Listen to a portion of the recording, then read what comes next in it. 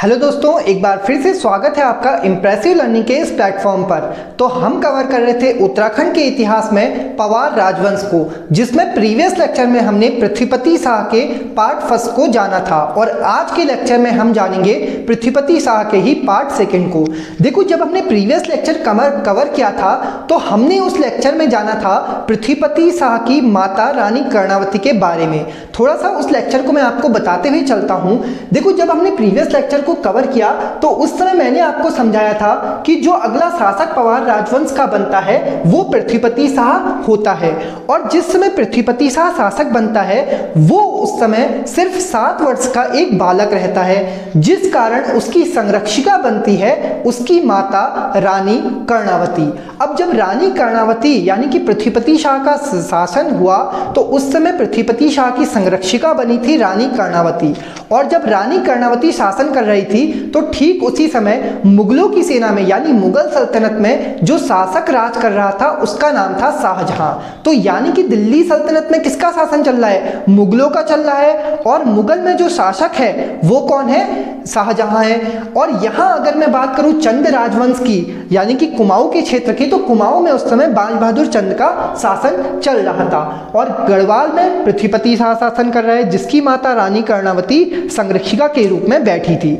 अब हुआ क्या था, जब रानी कर्णावती शासन कर रही थी तो उस समय मुगल सल्तनत के शाहजहां ने जो गढ़वाल क्षेत्र है उसे अपने पक्ष में लेना चाहा, और इसी के साथ साथ रानी कर्णावती के मध्य और मुगल सल्तनत के बीच एक युद्ध हुआ जिसे हम घटकोली का युद्ध कहते हैं। ठीक है, तो घटकोली का जो युद्ध हुआ था वो 1634 या 35 ईस्वी के मध्य लड़ा गया, जिसमें शाहजहां की तरफ से जो सेनापति रहा था वो नजावत खां रहा था। तो नजावत खां के बीच और रानी कर्णावती के बीच 1634-35 ईस्वी में एक युद्ध हुआ जिसे हम घटकोली का युद्ध कहते हैं, और इसी युद्ध में हमने देखा था कि नजावत खां की हार हो जाती है, साथ साथ रानी कर्णावती इस नजावत खां यानी पूरी मुगलों की सेना के नाक कान काट देती है, जिस कारण रानी कर्णावती को नाक कटी रानी भी कहा जाता है। तो ये हमने प्रीवियस लेक्चर में कवर किया था, हमने घटकोली के युद्ध को पढ़ा था प्रीवियस लेक्चर में, और आज हम जानेंगे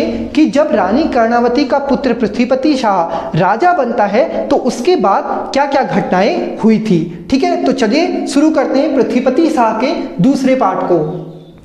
अब देखो, जब पृथ्वीपति शाह शासन करता है तो उसका शासनकाल 1640 से 1664 मैंने यहाँ पर लिखा हुआ है, यानी कि 1640 ईस्वी तक जो शासिका रही थी, जो वास्तविक में शासिका रही थी वो रानी कर्णावती रही थी। और रानी कर्णावती क्या करती है, 1640 ईस्वी में राजगद्दी किसको सौंप देती है? पृथ्वीपति शाह को सौंप देती है। तो पृथ्वीपति शाह को अब 1640 ईस्वी में राजा बना दिया गया।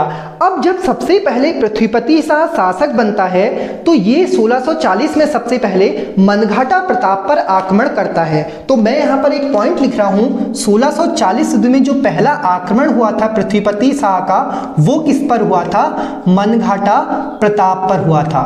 ठीक है, मनघाटा प्रताप। और प्रीवियस लेक्चर में ही मैंने आपको समझाया है कि मनघाटा प्रताप कहाँ का शासक था। मनघाटा प्रताप सिरमौर क्षेत्र का शासक हुआ करता था, जो कि शासक है कहाँ का? सिरमौर का। ठीक है, और सिरमौर जो क्षेत्र उस समय कहा जाता था वो हिमाचल प्रदेश के क्षेत्र को कहा जाता था। तो पृथ्वीपति शाह का जो सबसे पहला आक्रमण हुआ वो 1640 ईस्वी में हुआ था मनघाटा प्रताप पर। अब जब ये सबसे पहला आक्रमण पृथ्वीपति शाह का हुआ तो इस आक्रमण में पृथ्वीपति शाह की विजय हो जाती है, और मनघाटा प्रताप को पृथ्वीपति शाह की अधीनता को स्वीकार करना पड़ता है और कर के रूप में कुछ धनराशि देनी पड़ती है। ठीक है, तो 1640 ईस्वी का हमने युद्ध को पढ़ा। इसके बाद देखो, जब पृथ्वीपति शाह शासन कर रहा है तो ठीक उसी समय 1640 ईस्वी में एक दूसरा युद्ध होता है। 1640 ईस्वी में दूसरा युद्ध होता है जिसे हम छोटा चीन का युद्ध,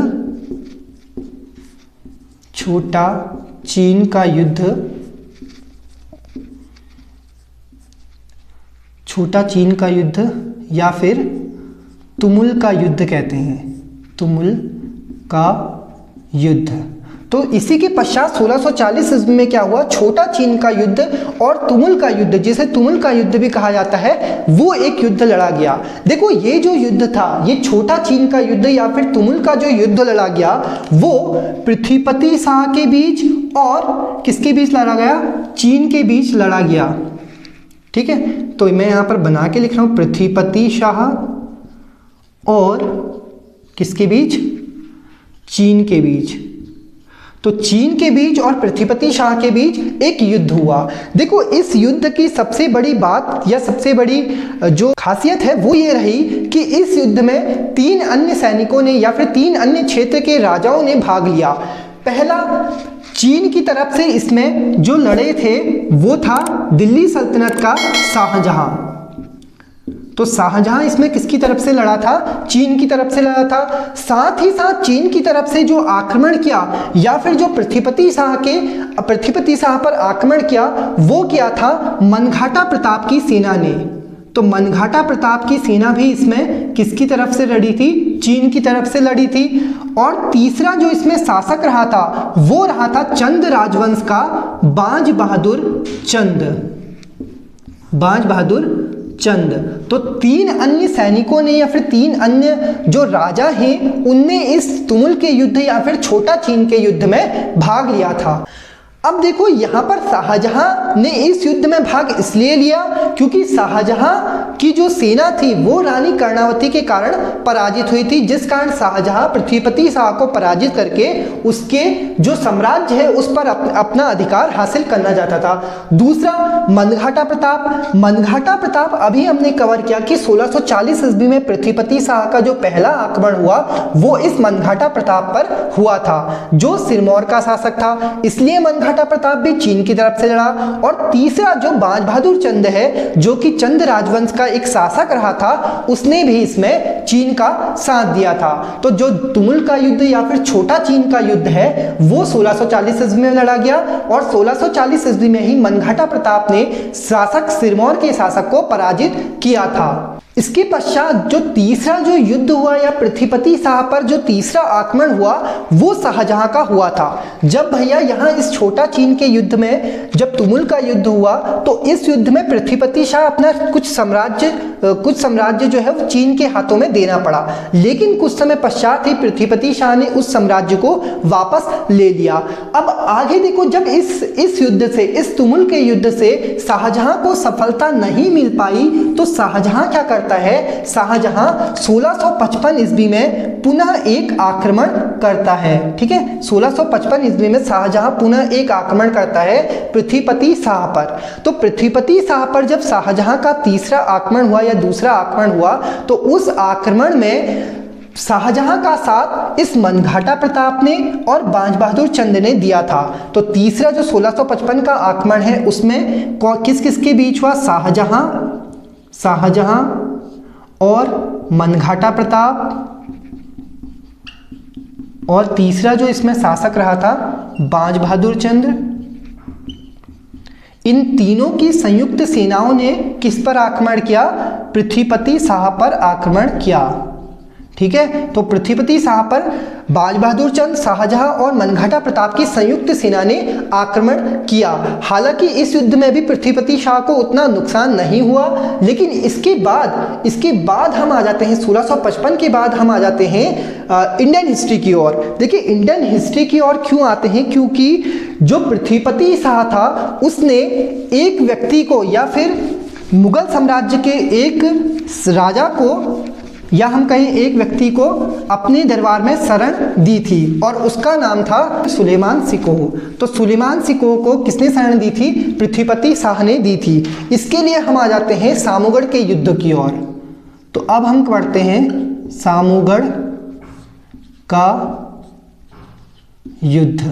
ठीक है, सामूगढ़ का युद्ध। और ये जो सामूगढ़ का युद्ध लड़ा गया ये 29 मई 1658 को लड़ा गया था।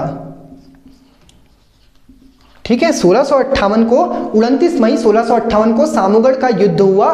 किस किस के बीच हुआ, इस युद्ध की अब हम बात कर लेते हैं। देखो भारतीय इतिहास में सामूगढ़ का युद्ध एक महत्वपूर्ण स्थान रखता है। हालांकि कुछ बच्चों ने इसे पढ़ा भी होगा, तो अगर नहीं पढ़ा तो इसको यहाँ पर हम समझ लेते हैं। देखो सामूगढ़ का युद्ध क्या था। सामूगढ़ का युद्ध जो शाहजहां था उसके दो पुत्रों के मध्य लड़ा गया था। देखो जब 1657-58 में शाहजहां अपनी मृत्यु की ओर अग्रसर था, तो इसके जो पुत्र थे, शाहजहां के जो पुत्र थे, उन पुत्रों के मध्य राज सिंहासन को लेकर कहीं ना कहीं हलचलें उठने लगी कि मैं राज्य सिंहासन लेता हूं, या फिर दूसरा पुत्र कह रहा था कि ये सिंहासन मुझे मिलना चाहिए। तो देखो यहां पर सामूगढ़ के युद्ध में शाहजहां के ही दो पुत्रों के मध्य एक युद्ध हुआ, जिसमें एक पुत्र था दारा सिकोह और दूसरा पुत्र का नाम था औरंगजेब। ठीक है, औरंगजेब जो था वो दूसरा पुत्र था। तो सामूगढ़ का जो युद्ध लड़ा गया 1658 ईस्वी में, उसमें औरंगजेब और दारा सिकोह के मध्य एक युद्ध हुआ, जिसमें दारा सिकोह की मृत्यु हो जाती है। तो इस युद्ध में क्या हुआ, दारा सिकोह की मृत्यु हो गई। साथ साथ जो ये दारा सिकोह का पुत्र था, जिसका नाम था सुलेमान सिकोह, दारा सिकोह का जो पुत्र रहा था सुलेमान सिकोह, उसने गढ़वाल में जाकर किससे शरण ली थी, पृथ्वीपति शाह से शरण ली। तो पृथ्वीपति शाह ने जिसको शरण दी थी उसका नाम था सुलेमान सिकोह। तो आपका क्वेश्चन ये बन जाएगा कि दिल्ली सल्तनत के किस व्यक्ति को या किस राजा को पृथ्वीपति शाह ने शरण दी, तो उसका आंसर हो जाएगा सुलेमान सिकोह को। अब देखो जो पृथ्वीपति शाह था वो क्या था, एक नीति को अपनाता था। अतिथि देवो भव की नीति को अपनाने वाला एक शासक रहा था पृथ्वीपति शाह। तो अतिथि देवो भव की नीति को अपनाने वाला जो शासक रहा था वो कौन रहा था, वो पृथ्वीपति शाह रहा था। जिस कारण पृथ्वीपति शाह ने कभी भी सुलेमान सिकोह को औरंगजेब के हवाले नहीं किया। देखो इसके बाद क्या हुआ, अब जब पृथ्वीपति शाह के दरबार में सुलेमान सिकोह आता है, तो ये बात जब औरंगजेब को पता चलती है, तो औरंगजेब एक प्रस्ताव रखता है पृथ्वीपति शाह के सामने कि तुम मुझे इस सुलेमान सिकोह को सौंप दो। लेकिन पृथ्वीपति शाह, जैसा कि मैंने बताया, पृथ्वीपति शाह अतिथि देवो भव की नीति को अपनाता था, इसलिए उसने कभी भी सुलेमान सिकोह को इस औरंगजेब के सामने प्रस्तुत नहीं करा। जिस कारण औरंगजेब क्या करता है, औरंगजेब 1659 ईस्वी में पृथ्वीपति शाह के दरबार पर आक्रमण करता है। तो 1659 ईस्वी में पृथ्वीपति पर किसका आक्रमण हुआ, औरंगजेब का आक्रमण होता है। तो औरंगजेब का जो आक्रमण हुआ था गढ़वाल क्षेत्र में, वो 1659 ईस्वी में करा गया था। देखो हालांकि ये जो आक्रमण था, जो 1659 ईस्वी का औरंगजेब का आक्रमण रहा था, ये सिर्फ एक डराने के मकसद से करा गया था पृथ्वीपति शाह के ऊपर, कि इस डर से पृथ्वीपति शाह जो सुलेमान सिकोह है उसे मेरे हवाले कर दे। लेकिन पृथ्वीपति शाह ने इस बात को भी नहीं माना। अब इसके बाद औरंगजेब भैया क्या करता है, औरंगजेब एक नीति को अपनाता है। औरंगजेब क्या करता है, औरंगजेब एक व्यक्ति को इस पृथ्वीपति शाह के दरबार में भेजता है। ठीक है, औरंगजेब क्या करता है, औरंगजेब एक व्यक्ति को इस पृथ्वीपति शाह के दरबार में भेजता है, जिसका नाम होता है जय सिंह। तो जय सिंह नाम के व्यक्ति को गढ़वाल भेजा। ठीक है, तो औरंगजेब ने क्या करा, जयसिंह नाम के व्यक्ति को गढ़वाल में पृथ्वीपति शाह के दरबार में भेजा गया। अब ये जयसिंह जब पृथ्वीपति शाह के दरबार में जाता है, तो ये क्या करता है, जयसिंह पृथ्वीपति शाह के मंत्री को और उसके रसोइयों को अपने पक्ष में कर लेता है। ठीक है, जयसिंह क्या करता है, जयसिंह मंत्री को और रसोइये को अपने पक्ष में कर लेता है, और ये दोनों मिलकर इस पृथ्वीपति शाह को मारने की योजना बनाते हैं। हालांकि पृथ्वीपति शाह को जब इस बात का पता चलता है, तो पृथ्वीपति शाह इस मंत्री को और रसोइये को मृत्युदंड दे दे देता है। जब इन दोनों को मृत्युदंड मिल गया तो ये जयसिंह नाम का व्यक्ति भागकर औरंगजेब के दरबार में चले जाता है। ठीक है, तो इससे भी यह सफल नहीं हो पाता कि औरंगजेब जो सुलेमान सिकोह पृथ्वीपति शाह के दरबार में है उसे वापस लाया जा सके। इसके बाद औरंगजेब एक नई नीति चलता है। ये क्या करता है, ये जयसिंह के पुत्र राम सिंह को पृथ्वीपति शाह के दरबार में भेजता है। तो दो व्यक्तियों को, दो जयसिंह और राम सिंह नाम के व्यक्तियों को औरंगजेब ने पृथ्वीपति शाह को मारने के लिए उसके दरबार में भेजा था। जब राम सिंह यहाँ पर पृथ्वीपति शाह के दरबार में आता है तो राम सिंह क्या करता है, राम सिंह पृथ्वीपति शाह के पुत्र, पृथ्वीपति शाह के पुत्र मेदिनी शाह को अपने पक्ष में कर लेता है। ठीक है, तो मेदिनी शाह को अपने पक्ष में कर लेता है। तो राम सिंह ने क्या करा, जयसिंह ने सिर्फ मंत्री और रसोइये को अपने पक्ष में करा था, लेकिन जब राम सिंह आया, राम सिंह ने क्या करा, पृथ्वीपति शाह के पुत्र को ही अपने पक्ष में कर लिया जिसका नाम था मेदिनी शाह। अब मेदिनी शाह कुछ ना कुछ करता। मेदिनी शाह ने क्या करा, मेदिनी शाह ने इस सुलेमान सिकोह को औरंगजेब के सामने प्रस्तुत कर दिया। ठीक है, बंदी बनाकर ये कहाँ ले गया, औरंगजेब के पास सुलेमान सिकोह को ले जाता है। इसी के बाद 5 जून 1661 ईस्वी को सुलेमान सिकोह को 5 जून 1661 ईस्वी में सुलेमान सिकोह को औरंगजेब के सामने प्रस्तुत करा जाता है, जिसके बाद औरंगजेब सुलेमान सिकोह को मृत्युदंड दे देता है। और जब इस बात का पता जब पृथ्वीपति शाह को चलता है तो पृथ्वीपति शाह अपने पुत्र मेदिनी शाह को देश निकाला कर देता है। ठीक है, तो मेदिनी शाह को राज्य से ही बाहर कर दिया, देश निकाला कर दिया। ठीक है, तो मेदिनी शाह यहाँ पर देखो एक ऐसा शासक था जिसने कभी भी पवार राजवंश की गद्दी को नहीं छुआ, यानी कि मेदिनी शाह ने पवार राजवंश का कभी भी शासक नहीं बना। तो मेदिनी शाह जो था वो पवार राजवंश का शासक नहीं बना।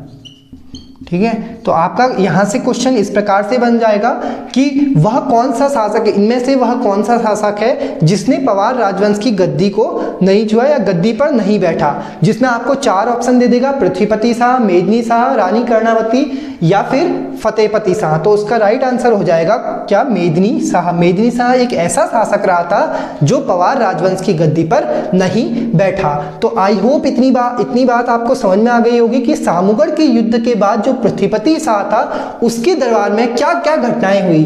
देखो 1659 ईस्वी में औरंगजेब का आक्रमण हुआ, उसके बाद औरंगजेब ने जयसिंह को भेजा जिसके कारण मंत्री और रसोइयों को मृत्युदंड देना पड़ा। साथ ही साथ जयसिंह भागकर कहां गया, मुगल दरबार में गया। इसी के बाद औरंगजेब ने इसके पुत्र राम सिंह को भेजा और राम सिंह ने पृथ्वीपति शाह के पुत्र मेदिनी शाह को अपने पक्ष में कर लिया। जब मेदिनी शाह को पक्ष में कर लिया तो मेदिनी शाह ने सुलेमान सिकोह को पकड़कर औरंगजेब के सम्मुख 5 जून 1661 ईस्वी को पेश किया। इसी के बाद मेदिनी शाह को देश निकाला कर दिया गया और मेदिनी शाह कभी भी पवार राजवंश की गद्दी पर नहीं बैठा। इसी के बाद पृथ्वीपति शाह के बारे में कुछ अन्य फैक्ट, कुछ ऐसे पॉइंट्स बन जाते हैं जो हमारे एग्जाम की दृष्टि से काफी महत्वपूर्ण रहते हैं। अब हम उन्हें समझ लेते हैं। तो मेदिनी शाह को जब देश निकाला कर दिया गया उसी के कुछ समय पश्चात 2 वर्ष के पश्चात मेदिनी शाह की मृत्यु मुगल साम्राज्य में हो जाती है।